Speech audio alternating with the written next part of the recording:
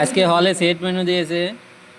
এখানে আছে steam rice, এখানে আছে পটেটো স্ম্যাশ অ্যান্ড লাউ ফ্রাই। সেট মেনুতে আছে এখানে অয়েলি ডাল উইথ অনিয়ন অ্যান্ড গার্লিক। এটা এটা খুবই ঘন।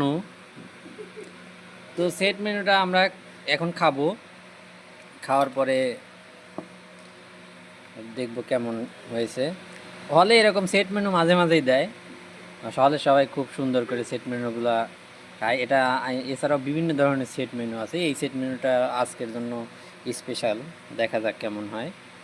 ম্যানেজারকে অসংখ্য ধন্যবাদ এরকম সেট মেনু দেওয়ার জন্য।